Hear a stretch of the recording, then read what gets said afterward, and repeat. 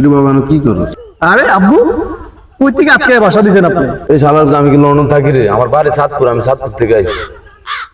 আইছেন কেমন? আমারে কইতেন, আমি একটা অটো পাঠিয়ে দিতাম, ফ্রিতে আয়া পড়তেন। তো গজদমাই থেকে তোর আকল ফদর সব গেছে, আমার কাছে টাকা নাই রে, আমি গাড়ি ভাড়া দিয়ে আইতে পারবো না।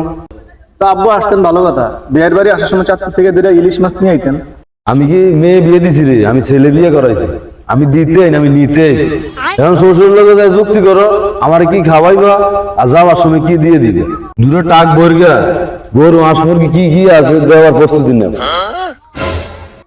না আব্বু, আপনি তো খালি হাতে যাইতে পারবেন না। কি রে তুই কথার কথা আমার আব্বুটা করছ কেন?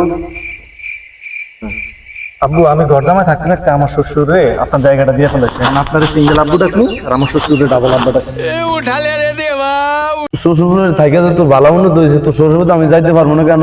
আপনি আমার শ্বশুর বাড়ি আসছেন, আপনার বেয়ারি বাড়ি, আপনি খালি হাতে যাইতে পারবেন না? আমার তো মান সম্মানের একটা ব্যাপার আছে, কিছু নিয়ে আসলে তারপর আইসেন, না তো যাইতে পারবেন না, যান।